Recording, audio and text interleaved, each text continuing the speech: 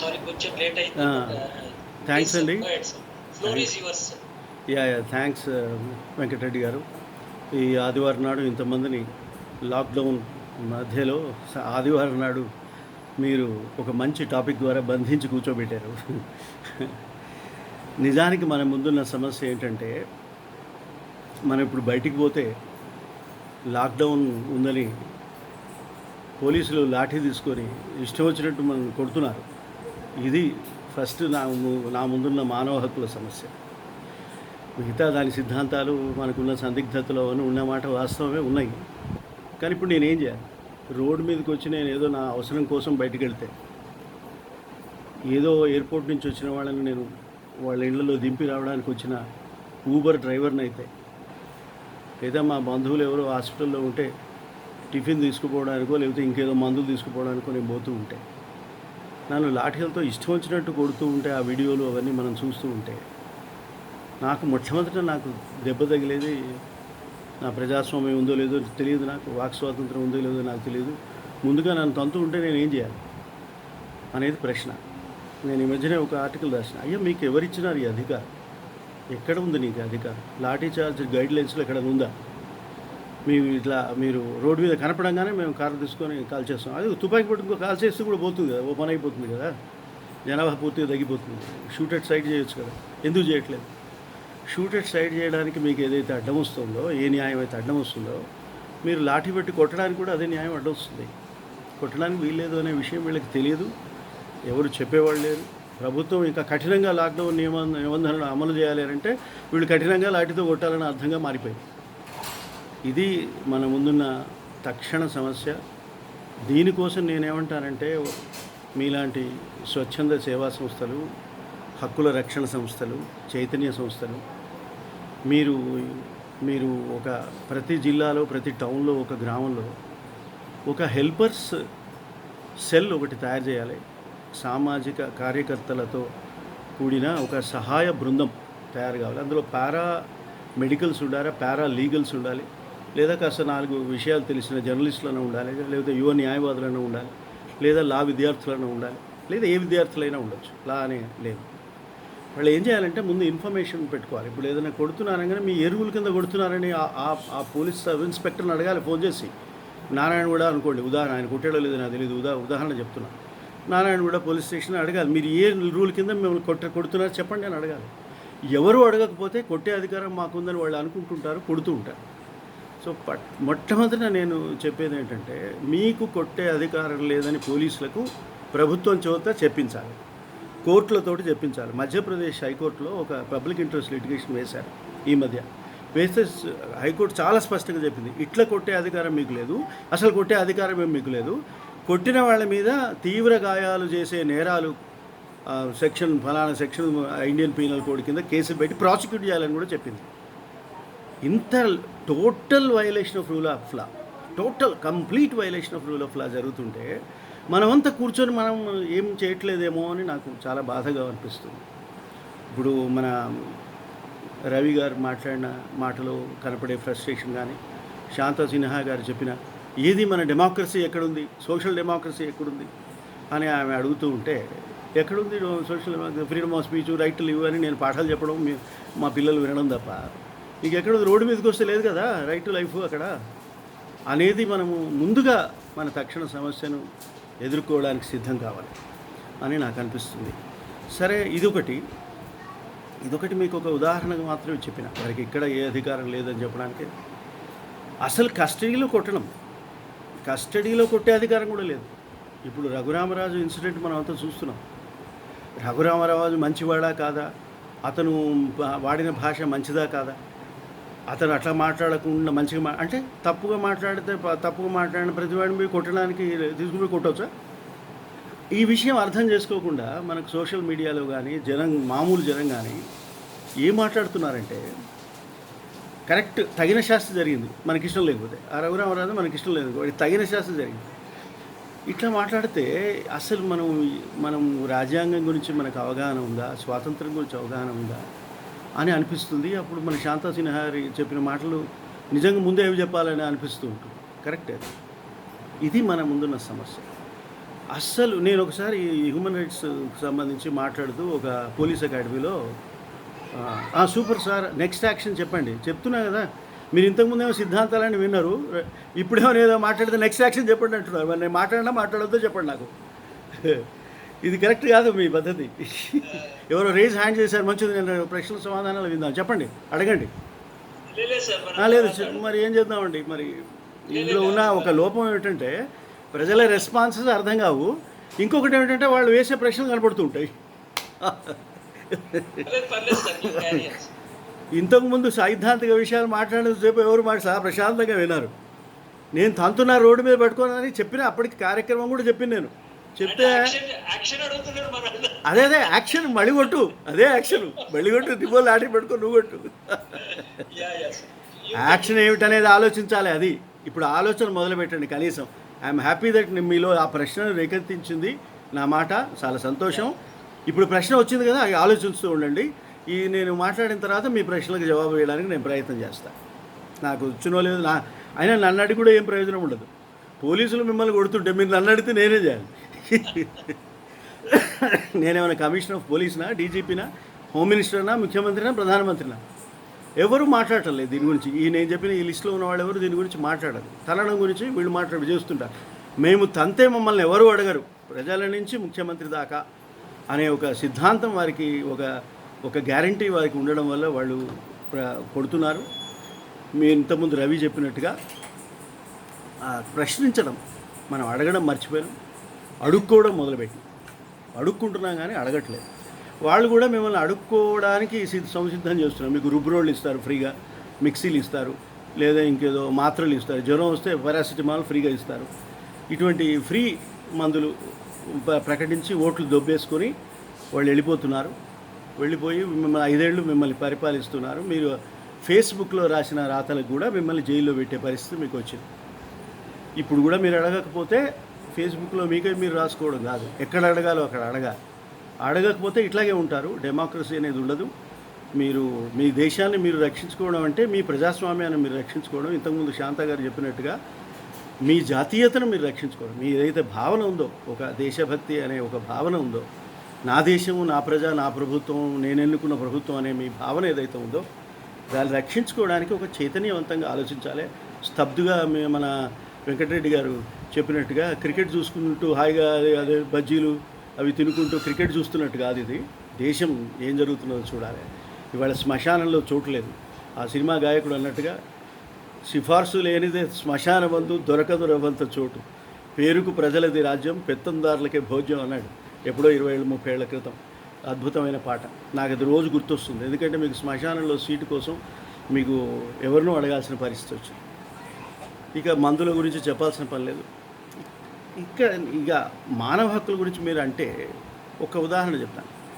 మణిపూర్లో ఆ మణిపూర్ నగర బీజేపీ అధ్యక్షుడు కోవిడ్ వచ్చి చచ్చిపోయాడు.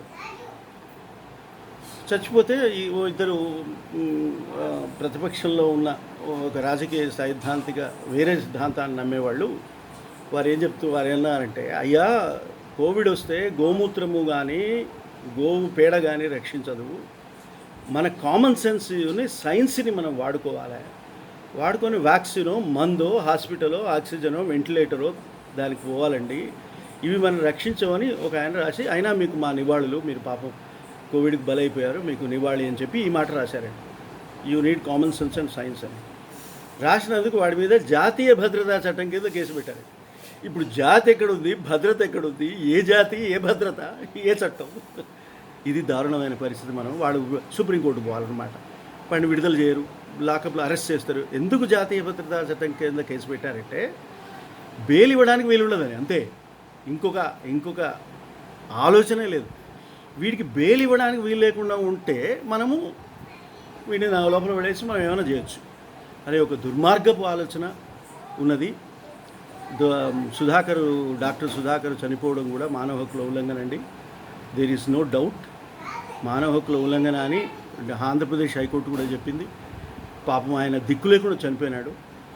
మాకు కిట్స్ లేవు, మేము హాస్పిటల్లో పనిచేయడానికి మాకు సేఫ్టీ కిట్స్ లేవు అని అన్నందుకు ఆయనను నానా హింసలు పెట్టారు. అక్కడ కూడా మళ్ళీ కస్టోడియల్ వైలెన్స్. పోలీసులు రోడ్ల మీద కొట్టారు, లోపల కొట్టారు, బయట కొట్టారు.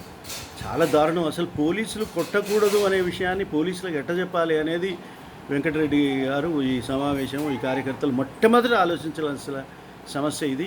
మరి వాళ్ళే ఒకవేళ యూనిఫామ్ లేకుండా బయటకు వచ్చి లాక్డౌన్లో అట్లా బయటకు వచ్చేది అవసరం వచ్చినప్పుడు వాళ్ళ కొలీగ్సే వాళ్ళని కొడితే ఎట్లా ఉంటుంది అనేది ఒకసారి వాళ్ళు ఆలోచించుకోవాలి. వాళ్ళు శవాలు మోస్తున్నారు కొన్ని చోట్ల, కొన్ని చోట్ల కొందరు సహాయం చేస్తున్నారు. వాళ్ళందరికీ వారికి నేను జోహార్లు అర్పిస్తున్నాను, థ్యాంక్స్ చెప్తున్నాను. కానీ ఎట్ ది సేమ్ టైం ఈ కొడుతున్న పోలీసులకి బుద్ధి జ్ఞానం ఉందా, మానవత్వం ఉందా, మెదడు ఉందా అని నేను అడగదలుచుకున్నాను. దయచేసి మీరు రోడ్ల మీద పడి కొట్టకండి. ఎవరైనా మిమ్మల్ని కొట్టమని చెప్పినా ఆ అధికారం చెప్పే అధికారం వాడికి లేదు, వాడు చెప్తే కొట్టే అధికారం మీకు అంతకన్నా లేదు అనేది మీరు గుర్తు చేసుకోండి దయచేసి. ఇది మొట్టమొదట సామాజిక కార్యకర్తలు, స్వచ్ఛంద సేవా సంస్థలు, జిల్లాలో పట్టణాల్లో ఉండే ఒక యువ బృందాలు సహాయం చేయాల్సిన మొట్టమొదటి పని ఈ జ్ఞానాన్ని కలిగించడం ఒకటి. ఇక ఇంకొక ఉదాహరణ చెప్తాను. ఉత్తరప్రదేశ్లో జరిగింది ఇది. మాకు ఆక్సిజన్ దొరకట్లేదు హాస్పిటల్స్లో, ఇక్కడ ఆక్సిజన్ సప్లై చేసే దిక్కు కూడా మాకు లేదు అని ఒక ఆయన ఎస్ఎంఎస్ పెట్టాడు. ఎస్ఎంఎస్ కదా అని ఏమంటారు, ఫేస్బుక్లో ఒక పోస్టింగ్ పెట్టాడు. ఫేస్బుక్లో పోస్టింగ్ పెడితే నాకు ఆక్సిజన్ లేదురా అంటే అక్కడ ముఖ్యమంత్రి, ఆ ముఖ్యమంత్రికి చాలా లాయల్గా ఉండే పోలీసులు వారు ఏం చేశారంటే వీడిని అరెస్ట్ చేశారు. ఎందుకు అరెస్ట్ చేశారు? నువ్వు ప్రభుత్వం పైన అసహ్యత కలిగిస్తున్నావు ప్రజల్లో, డిసఫెక్షన్. నువ్వు ఈ ప్రభుత్వం ఆక్సిజన్ సప్లై చేయట్లేదు అని వాడి మీద ప్రభుత్వాన్ని నిందిస్తున్నావు అని అరెస్ట్ చేస్తే అలహాబాద్ హైకోర్టు జోక్యం చేసుకోవాల్సి వచ్చింది, సుప్రీంకోర్టు కూడా జోక్యం చేసుకోవాల్సి చెప్పి ఏం చెప్పిందంటే, చంద్రచూడ్ లాంటి జడ్జీలు ఏం చెప్పారంటే, ఒకవేళ వారు తన బాధ చెప్పుకుంటూ ఉంటే SOS మెసేజ్లు అంటే సేవ్ అవర్ సోల్ మెసేజ్లు వాళ్ళు ఇస్తూ ఉంటే, అందువల్ల మీ పరువు పోయినా, మీ అసమర్థత బయటపడినా, మీ పాలనలో దుష్పాలన నిష్పాలన అని 2 అంశాలండి. అంటే ఏమిటంటే పాలన అనేది ఉండాలి. ఆమె అరుంధతి రాయి రాసింది వీ నీడ్ ఎ గవర్నమెంట్ అని, చాలా సింపుల్గా రాసింది ఆమె. ఆ హెడింగ్ చూస్తేనే మనకు అర్థమైపోయింది. వీ నీడ్ ఎ గవర్నమెంట్ అంటే మరి ఆమె మీద సెడిషన్ పెడతారు, కంటెంప్ట్ ఆఫ్ కోర్టు పెడతారు, ఎదురుకి పెట్టారు, మళ్ళీ పెట్టొచ్చు కూడా. అయితే నాకు ప్రభుత్వం అవసరం అన్నారు. ఇక్కడ ఆక్సిజన్ లేదు అనే మాట దేనికి నిదర్శనం అంటే, మీ ప్రభుత్వంలో ఆక్సిజన్ సరఫరా చేయడానికి కావలసిన అధికార యంత్రాంగాన్ని మీరు సమాయత్తం చేయలేదు అని అర్థం. ఇది పాలనా లోపం, పాలనా రాహిత్యం ఇది.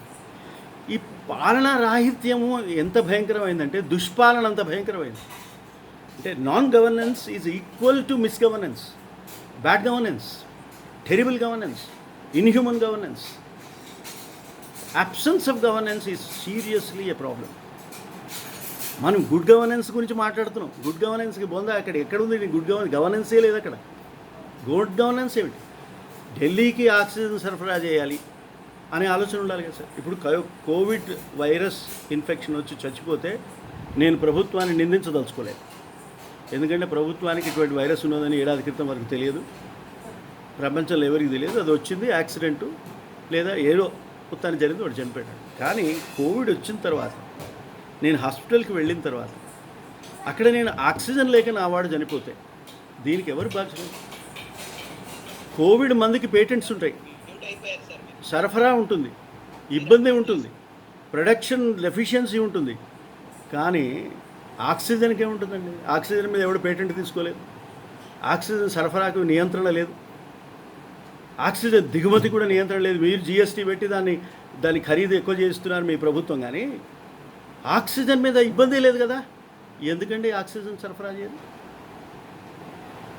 ఆక్సిజన్ సరఫరాలో ఫెయిల్ అయిన ప్రభుత్వం రాష్ట్రానిదైనా దేశానిదైనా వారికి పాలించే అర్హత ఉందా అని నా ప్రశ్న. ఆక్సిజన్ కూడా సరఫరా చేయలేని వాడికి నువ్వు ఎట్లా ఈ రాష్ట్ర కలెక్టర్గా, ఈ జిల్లా కలెక్టర్గా కొనసాగుతున్నావు, ఈ జిల్లా మంత్రిగా, ఆరోగ్య మంత్రిగా కొనసాగుతున్నావు, ఈ రాష్ట్ర ముఖ్యమంత్రిగా కొనసాగుతున్నావు, ఈ దేశ ప్రధానమంత్రికి కొనసాగుతున్నావు, ఈ దేశ అంతరంగిక వ్యవహారాల మంత్రికి కొనసాగుతున్నావు అని అడగడానికి దమ్ము లేదా? ఎవరికి ప్రశ్నించాల్సిన అవసరం లేదా? ఇది చాలా ఆశ్చర్యకరమైన సన్నివేశం మన దేశంలో. దీన్ని మించిన సందిగ్ధత నాకు కనపడడం లేదు. ఇది ఇక మీకు ఇంకొక చిన్న పాయింట్ ఏంటంటే, మద్రాస్ హైకోర్టుకి ఒక మిత్రుడు ఒక పిటిషన్ పెట్టుకున్నాడు. ఏమని, అయ్యా ఈ central information commissioner, state information కమిషనర్లు అనేవి అసలు రోజు కూర్చోవడమే లేదు, కేసులు వినడమే లేదు పాండమిక్ పేరుతో. కనీసం వీళ్ళని కూర్చోమ్మనండి, హియరింగ్స్ జరపమ్మనండి. ఆ హియరింగ్స్లో ఒకవేళ ఏదైనా ప్రాణరక్షక సమాచారం అవసరమైతే అది వెంటనే ఇప్పించడానికి మీరు దయచేసి వారికి ఆదేశాలు ఇవ్వండి. అంటే ఏంటండి, రైట్ టు ఇన్ఫర్మేషన్ యాక్ట్లో ఉన్న హక్కుల్ని అమలు చేసే బాధ్యత ఉన్న కమిషన్కి ఆ హక్కులు అమలు చేయండి అని హైకోర్టు చెప్పాలట. ఆ హైకోర్టు చెప్పాలని మనం హైకోర్టుకి చెప్పాలట. చెప్తే హైకోర్టు వింటుందట, విని ఆదేశాలు జారీ చేస్తుందట. ఆ ఆదేశాలు మనం వినమట, పాటించమట. అప్పుడు ఈ ఆదేశాలు జారీ చేయమని మళ్ళీ కంటెంప్ట్ ఆఫ్ కోర్టు కేసు వేయాలట. ఇదండి ఈ దేశం, మన దేశం. కనీసం ఇన్ఫర్మేషన్, ఇప్పుడు right to information is a fundamental right during the crisis. ఎట్లా అంటే,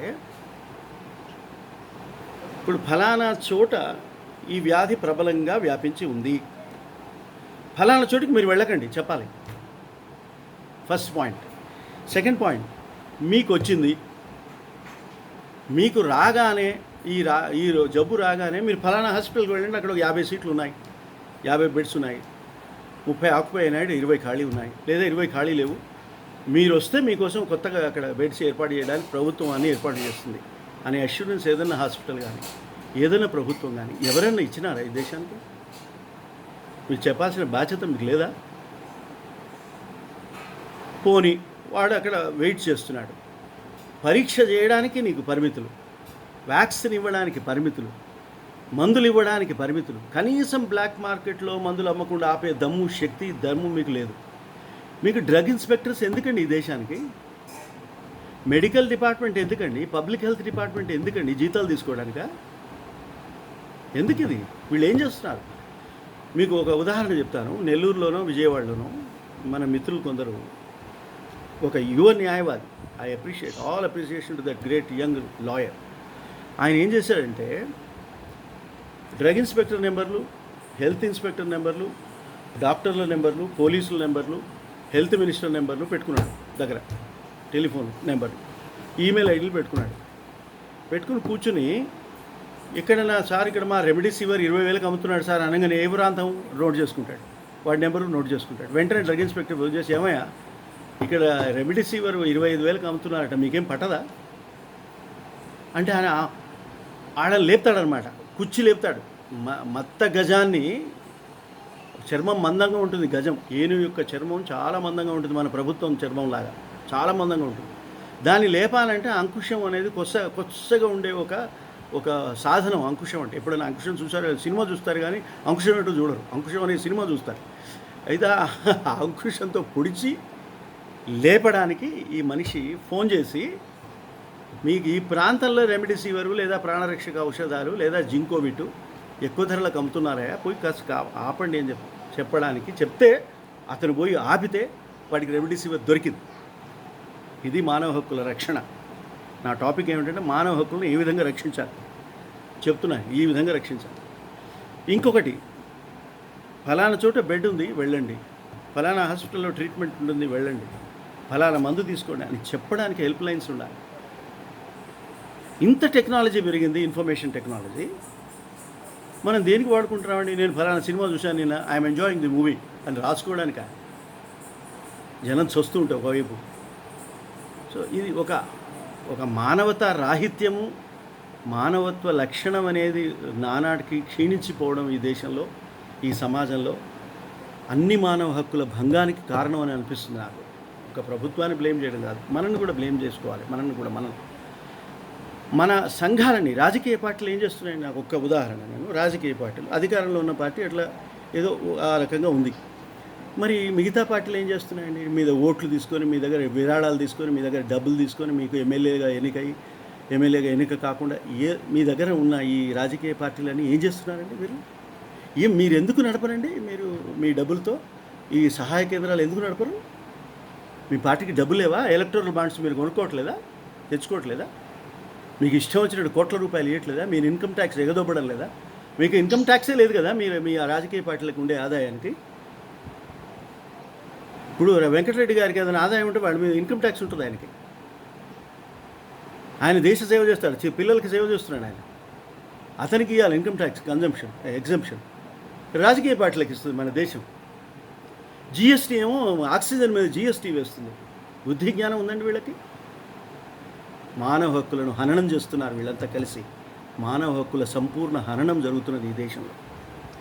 సో అక్కడ ఒక హెల్ప్ లైన్లో ఇంకొక ఆయన చెప్పిన మన నెల్లూరు అనే మిత్రుడు ఎగ్జాంపుల్ చెప్తున్నారు కదా మీకు. ఇంకొక ఎగ్జాంపుల్ చెప్తాను. అతను అన్నాడు, ఒక హాస్పిటల్లో ఒక పేషెంట్ని తీసుకొచ్చారు. కోవిడ్తో చనిపోయింది ఆమె. చనిపోయిన తర్వాత 5 రోజులు ట్రీట్మెంట్ ఇచ్చారు ఈ దొంగ డాక్టర్లు. కొందరు దొంగ డాక్టర్లు అంటే డాక్టర్ల కోపం వస్తుంది. దొంగ వైద్యశాలలు, దొంగ కార్పొరేట్ వైద్యశాలలు ఏం చేసినాయి వాడిని. అయితే డాక్టర్లను కూడా నేను ఎందుకు విమర్శిస్తానంటే, వాళ్ళ బాధ్యత లేదా? బయటికి వీడు చచ్చిపోయాడమ్మా 5 రోజుల క్రితం, తీసుకుపోండి వీడిని ఒక హింట్ ఇవ్వడానికి వీలేదా వాళ్ళు? నా పేరు చెప్పకమ్మా, నాకు ప్రమాదం, నా ఉద్యోగం పోతుంది, కానీ మీ ఆయనను చంపేశారు, 5 రోజుల క్రితం చచ్చిపోయాడు ఆయన, లేదా చంపేశారు ఆయన్ని, మీరు తీసుకెళ్ళిపోండి అని చెప్తే 5 రోజులు 5 లక్షల రూపాయలు మిగిలేవు కదా వాళ్ళకి. కనీసం ప్రాణం ఎట్లా దక్కదో 5 లక్షల ఎక్కడి నుంచి తీసుకొస్తారు వాళ్ళు? 5 లక్షల రూపాయలు తీసుకొని వచ్చి కట్టి ఆ శవాన్ని తీసుకుపోయే పరిస్థితి ఉంటే వాడు ఈ హెల్ప్ లైనర్కి ఫోన్ చేసినాడు. ఆ పేషెంట్ చేస్తే అతను ఏమన్నాడు, అతను ఫోన్ చేశాడు హాస్పిటల్కి. ముందు నీ సంగతి చెప్పు, ఏమేమి ట్రీట్మెంట్ ఇచ్చావో చెప్పు అని అడిగాడు. చెప్పరు వాళ్ళు. చెప్పకపోతే నీ మీద ఇప్పుడు రిట్ పిటిషన్ వేస్తాను నేను అన్నాడు. ఏబిఎస్ కార్పస్ రిట్ పిటిషన్, మీరే చంపారని చెప్తాను నేను అన్నాడు. వీడెందుకు వీడు మనతో గొడవ ఎందుకు వీడితో అని చెప్పి 5 లక్షల రూపాయలు వాపస్ ఇచ్చి శవాన్ని హ్యాండ్ ఓవర్ చేసినారు. ఇది సహాయం కాదండి? మనకు రాజ్యాంగము, మేడం గారు ప్రియాంబుల్ చదివి వినిపించారు. ప్రియాంబుల్, అందులో సామాజిక న్యాయము, అందులో జీవించే హక్కు, అవన్నీ ఉన్నాయి. సుప్రీంకోర్టు ఏం చెప్పిందంటే, మీకు జీవించే హక్కే కాదు, సగౌరవంగా డిగ్నిఫైడ్గా చచ్చిపోయే హక్కు కూడా ఉంది. అంటే చచ్చిపోయాడంటే నీకు నువ్వు ఆత్మహత్య చేసుకోవాలని కాదు, చనిపోయిన తర్వాత కూడా నీ పట్ల ఒక డిగ్నిటీతో, ఒక హుందాతనంతో, ఒక గౌరవ భావంతో నిన్ను చూడాలి అనే ఒక హక్కు కూడా మీకు ఉంది అని సుప్రీంకోర్టు అనేక తీర్పులు ఇచ్చింది.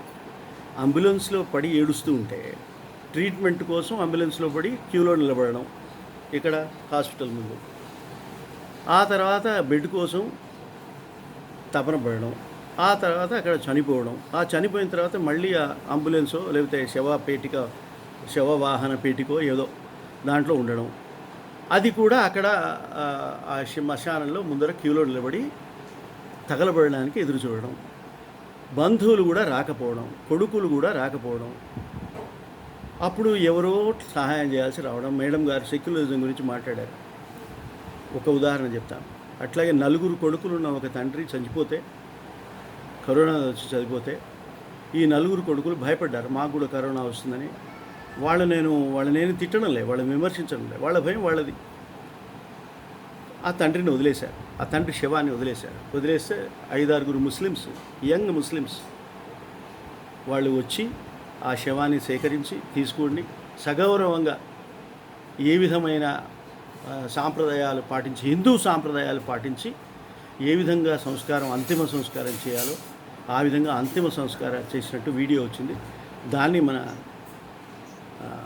గరికపాటి నరసింహారావు మెచ్చుకుంటూ ఇది మానవత్వం అంటే అని ఆయన వెళ్ళిన వీడియో కూడా చాలా రౌండ్స్ చేస్తున్నది సోషల్ మీడియాలో. అటువంటి మీడియాలు చూపించండి ఈ జనాలకి.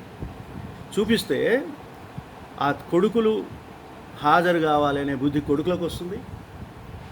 ఈ ముస్లిమ్స్ లాగా హిందువులు కూడా ఒక గ్రూపుగా ఏర్పడి అన్ని మతాలకు అతీతంగా, హిందువులు క్రైస్తవులు అనకుండా వాళ్ళంతా కొందరు బృందాలుగా ఏర్పడి ఇటువంటి కొడుకులు వదిలేసిన, బిడ్డలు వదిలేసిన తల్లిదండ్రుల మృతదేహాలని సగౌరవంగా దహనం చేయడానికి వారి మానవ హక్కు రక్షణకి ఒక అవకాశం ఏర్పడుతుంది అని చెప్పాలనిపిస్తుంది నాకు. సో ఇవన్నీ జరుగుతున్నాయి. ఇంకొక మాట చెప్తాను నేను, మంచి మాట చెప్తాను. ఇవన్నీ చెడ్డ మాటలు. అంటే చెడు సంఘటనలకు సంబంధించిన మాట. మంచి మాట ఏంటంటే, ఒక దొంగ హాస్పిటల్లో దొంగతనం చేశాడు. కథలు చెప్పట్లే, నిజాలు చెప్తున్నాను. ఒక దొంగ హాస్పిటల్లో దొంగతనం చేసి 2-3 పార్సల్స్ ఎత్తుకుపోయి వాడు ఓపెన్ చేశాడు. ఇదేమో అమ్ముకుందామని ఓపెన్ చేస్తే రెమిడెసివిర్ అనే మందు, ప్రాణరక్షక మందు ఉంది. వ్యాక్సిన్లు ఉన్నాయి, కొన్ని వైల్స్ ఉన్నాయి. కొన్ని వైల్స్ ఉంటే వాడి కరిగిపోయినాడు. అయ్యో, నేను 10 మందికి ఉపయోగపడే మందు దొంగతనం చేశానే అని చెప్పి బాధపడి అది తీసుకుపోయి ఆ మందు వాపసు ఇచ్చి వచ్చేసాడు. వాడు ఆ మందుల డబ్బా అంతా వాడికి చేతులెత్తి నమస్కరించి వాడికి సన్మానం చేయాలి. ఇక్కడ పెద్ద ఎత్తున సన్మానం చేయాలి. నేనంటే ఎక్కడన్నా ఒక చోట కొంచెం మానవత్వపు మెరుపు కనపడ్డా వెంకటరెడ్డి గారు ఒక జూమ్ సమావేశంలో ఆయన సన్మానం చేయండి. ఫిజికల్ సన్మావేశం చేయలేదు. ఇన్స్పైరింగ్ స్టోరీస్ ఇవి. ఇటువంటి స్టోరీస్ మనం చదివి మనం కూడా మనుషులమని అప్పుడప్పుడు గుర్తు చేసుకుంటూ ఉంటే బాగుంటుంది. ఇట్లా ఎన్నని చెప్పను నేను. ఇంకా కొన్ని మానవ హక్కుల సంగతి ఏమిటంటే, ఇప్పుడు ఆయన ఒక పెద్ద డాక్టర్, ఒక ఆయన పేరు చెప్పడం నాకు ఇష్టం లేదు. ఆయన అన్నాడు, మీరు ఒక ₹1,00,000 ఖర్చు పెట్టుకుంటే మీకు గంట లోపల కోవిడ్ తగ్గే మందు ఇస్తానని. సంతోషం. ఆ శాస్త్రజ్ఞుడు అద్భుతమైన మందు కనిపెట్టాడు. ₹1,00,000 ఉన్నవాళ్ళంతా బతికే అవకాశం. నేనేమంటాను, మనకి మందులు కనిపెట్టే పరిశోధన చాలా ఖరీదైంది. చీప్ కాదు, అది చాలా కాస్ట్లీ.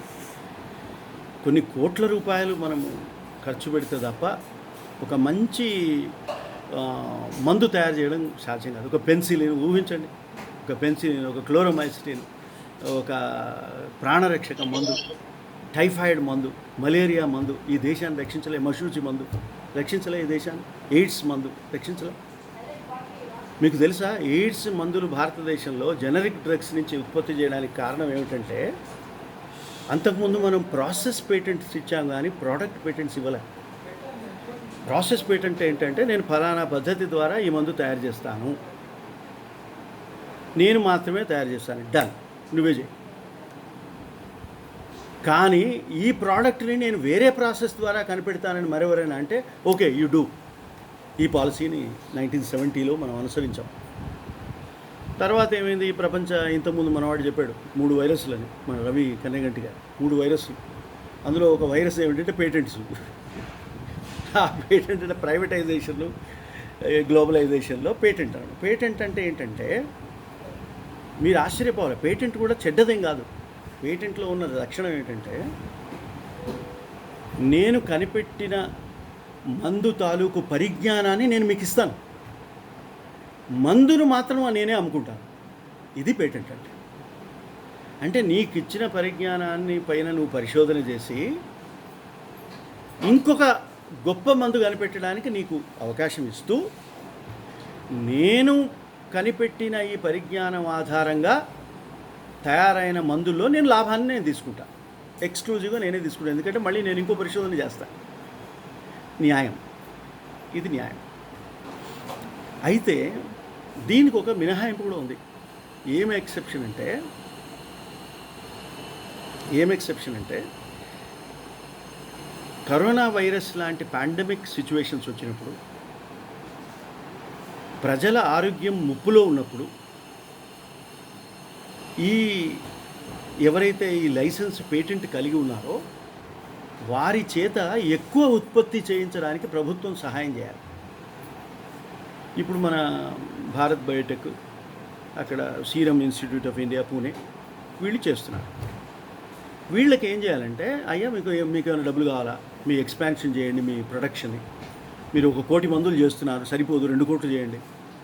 ఇప్పుడు వీళ్ళకి ఏడాదికి 1 కోటి మందులు చొప్పున ఎన్నేళ్ళు ప్రొడ్యూస్ చేస్తే నువ్వు 137 కోట్ల మందికి మందులు ఇస్తావబ్బా?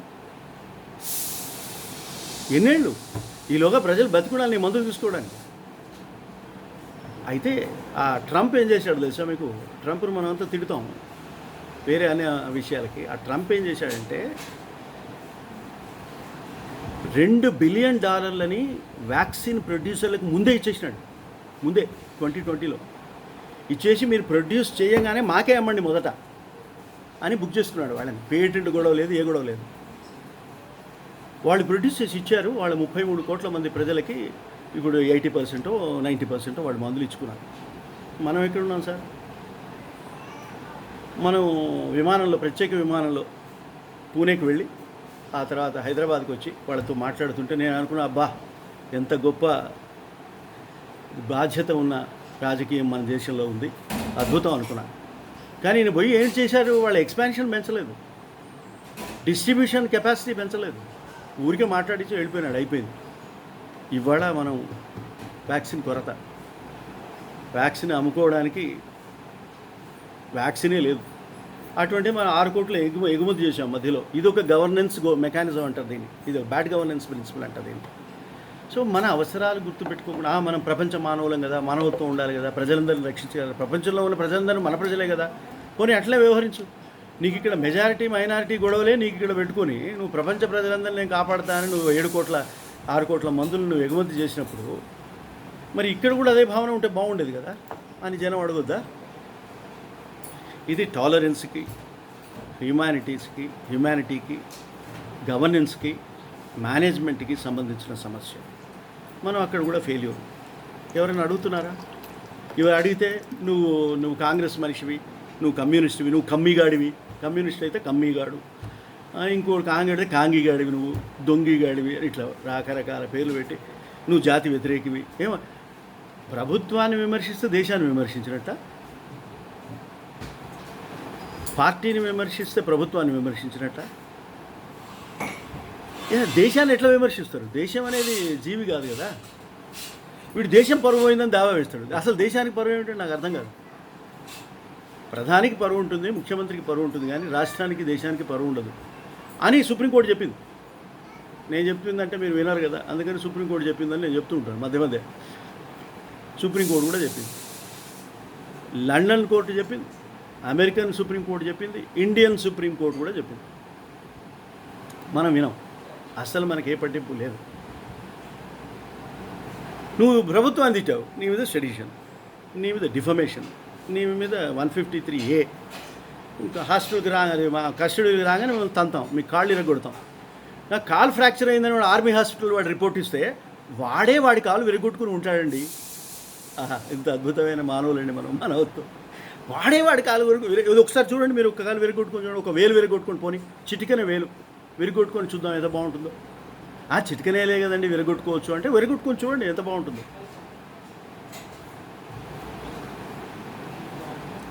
ఇట్లా మనుషుల్లో మానవత్వం తగ్గి అమానుష్యమైన పాలకులను సమర్థించే మనుషులు ఏర్పడిన తర్వాత మా కన్నగంటి రవి గారు చెప్పిన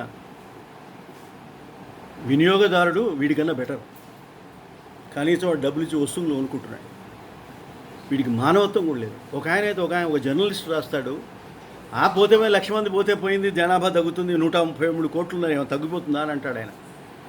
వాళ్ళు అనకూడదు, కానీ ఒక ఇంట్లో ఒక కుటుంబ సభ్యుడు పోయినప్పుడు తెలుస్తుంది ఆ ట్రాజడీ అంటే ఏమిటో. ఒక భార్య పోయిన భర్త, భర్త పోయిన భార్య, తల్లిదండ్రులు కోల్పోయిన పిల్లలు. మా శాంతా సిన్హా గారు చిల్డ్రన్ రైట్స్ కమిషన్లో వారు అధ్యక్షుడిగా పనిచేశారు. వాటి కోసం పోరాడారు జీవితం అంతా. వెంకటరెడ్డి గారు కష్టపడుతున్నారు ఇప్పటికీ. తల్లిదండ్రులు చనిపోతే డబ్బున్న అనాథలు అవుతున్నారు పిల్లలు. ఏమండి, ఒక్క చైల్డ్ రైట్స్ కమిషన్ అన్న ఒక్క మాటన పట్టించుకుందని దీని గురించి మొత్తం భారతదేశంలో ఇవాళ మొత్తం భారతదేశంలో commissions have totally failed. Information commission fail అయింది, చైల్డ్ రైట్స్ కమిషన్ ఫెయిల్ అయింది, national human rights commission fail అయింది, బీసీ కమిషన్ ఫెయిల్ అయింది, ఎస్సీ కమిషన్ ఫెయిల్ అయింది, ఎస్టీ కమిషన్ ఫెయిల్, అన్ని కమిషన్లు ఫెయిల్ అయింది. ఎలక్షన్ కమిషన్ మాత్రం నడుస్తుంది, ఎందుకంటే ఎన్నికలు నడపాలి కదా. కరోనా రాకపోని ఇవాళ దానివల్ల కరోనా వచ్చిందని చెప్పేవాడు ఉంటే వాడిని చంపేస్తారు, సెడిషన్ కేసు పెడతారు వాడి మీద.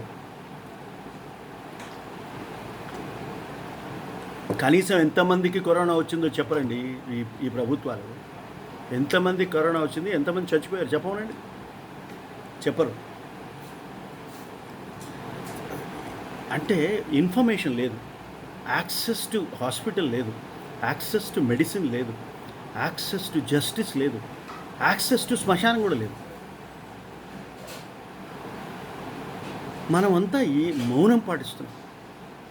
2 నిమిషాలు మౌనం పాటిస్తున్నాం, 2 నిమిషాలు మౌనం.